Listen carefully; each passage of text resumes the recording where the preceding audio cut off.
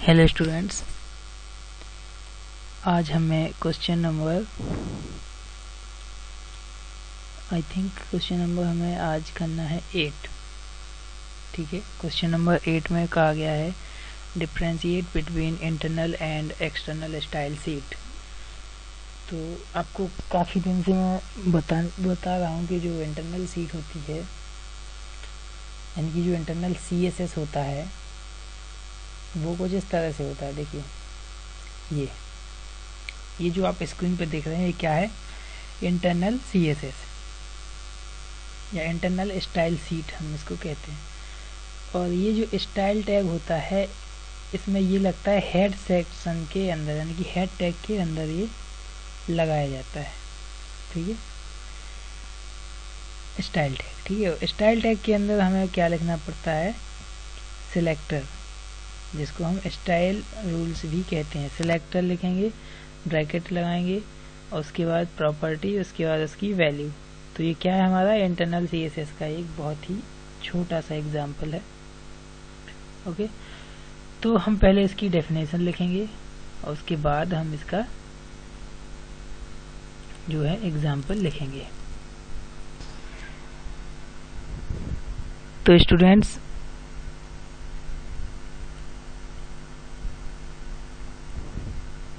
इसका आंसर हम यहाँ से लिखेंगे।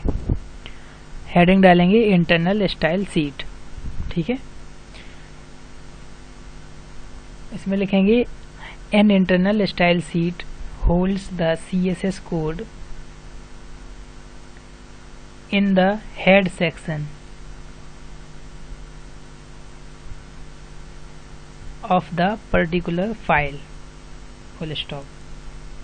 इतना आपको समझ में आ गया होगा क्या लिखवाया है। ओके, तो उसके आगे लिखेंगे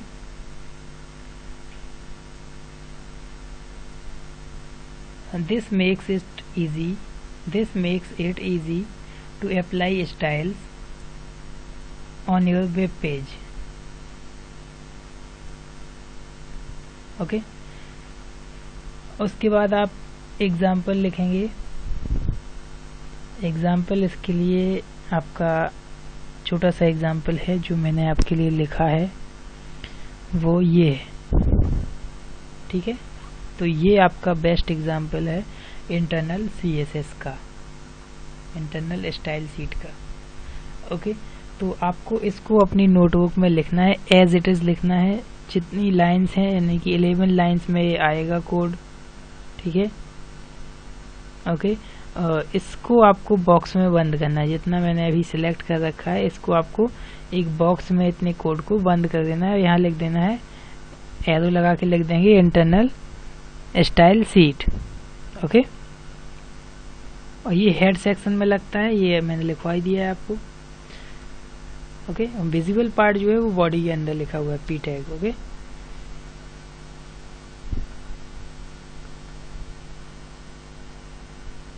ठीक है, अगर आप चाहें तो यहाँ एट्रीब्यूट कोई दूसरा भी लगा सकते हैं,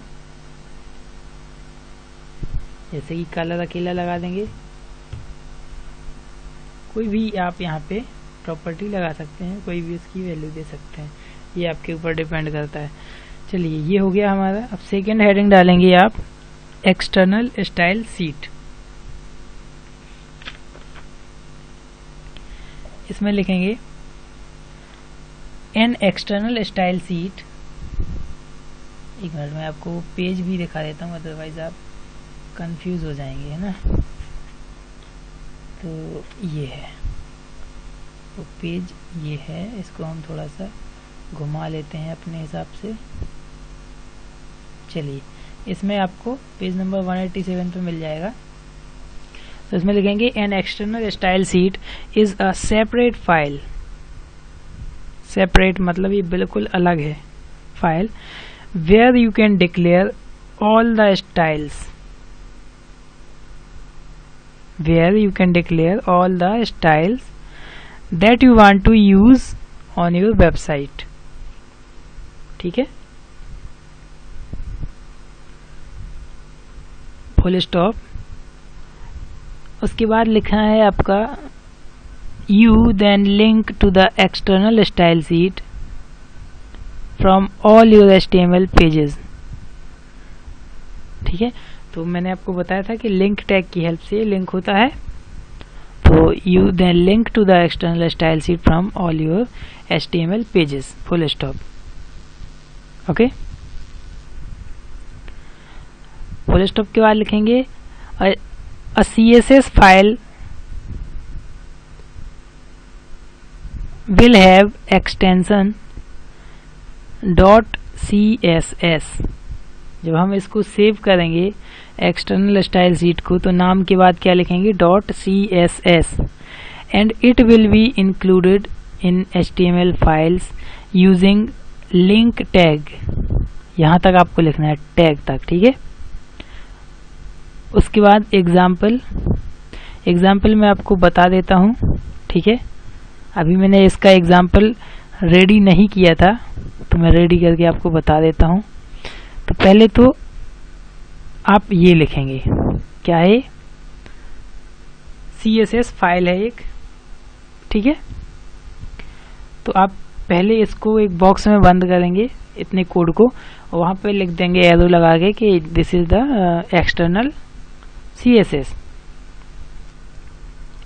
CSS file. Okay, external CSS file. उसके बाद आपको जो लिखना है वो मैं आपको यहाँ पे बता देता हूँ। अभी ये नहीं लिखना है, ठीक है। अभी आपको सिर्फ ये लिखना है, जब तक ये इसको लिखिए, वीडियो पॉज कर लीजिए। ओके, अब जो इसका दूसरा वो है वो मैं आपको बता देता हूँ लिंक टैग की हेल्प से कैसे किया जाता है। ओके, तो हमारा जो एक्सटर्नल .css फाइल है, देखिए पहले मैं बता देता हूँ ये सेव कहाँ पे है।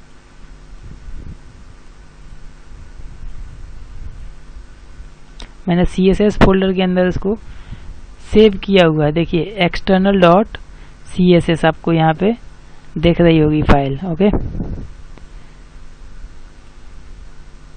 चलिए, तो जो इसका टैग होता है वो होता है लिंक। लिंक के बाद REL यानी कि रिलेशन या रिलेटेड, और इन्वर्टेड कॉमा में लिखेंगे स्टाइल शीट। ओके, और स्टाइल शीट लिखने के बाद हम उसका पाथ लिखेंगे, हाइपर रेफरेंस इक्वल टू वो फाइल जो जहाँ पे सेव्ड है। अगर सेम फोल्डर में है तो हम सिर्फ उसका नाम लिखेंगे, अगर किसी अदर फोल्डर में CSS सेव्ड है तो हम उसका पूरा पाथ लिखेंगे। यानी कि जैसे मैंने आपको बताया था पिक्चर वगैरह में कैसे उसका पाथ लिखते हैं, बिल्कुल उसी तरह से, ठीक है। href में हम इसका पाथ लिखेंगे, जैसे ही हमारा है एक्सटर्नल .css। ओके, उसके बाद मैंने लिंक टैग को क्लोज कर दिया है। इसका ये एम्प्टी टैग है, इसके लिए इसका कोई क्लोजिंग पार्ट नहीं होता है। तो ये हमारा क्या है, अब इसको आपको लिखना है। पहले बॉक्स में क्या लिखा था आपने, एक्सटर्नल CSS, इसको लिखा था। उसके बाद लिंक से हमने इसको ऐड किया है, तो ये आपको लिखना है पूरा कोड, ठीक है। और अगर 1 मिनट रुकिए, अभी इसमें थोड़ी सी मिस्टेक्स हैं अभी, जैसे कि हमने इसमें H1 सेलेक्टर लगाया है, P लगाया है, ABC लगाया है, तो हम एक H1 का टैग भी लगा लेते हैं इसमें। H1, दिस इज हेडिंग 1,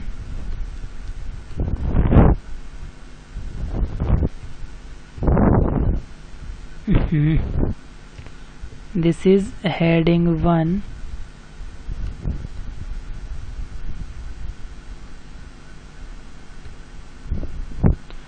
क्या प्रॉब्लम हो रही है इसको, ठीक है। और दूसरा हमने क्या दिया था, किस टाइप का सिलेक्टर था ये, वेट, सॉरी यहाँ पे दिया था हमने, हाँ ये .abc, ये क्या है आपका क्लास सिलेक्टर है। तो क्लास सिलेक्टर के लिए मैंने आपको बताया था कि ये कैसे अटैच किया जाता है। क्लास इक्वल टू, जैसे हम कोई यहाँ पे तीसरा कोड लिखते हैं, जैसे हमने एक और लिखा, p टैग लिख दिया हमने। इसमें हम क्लास एट्रीब्यूट देंगे, class equal to ABC, this is class selector. Okay,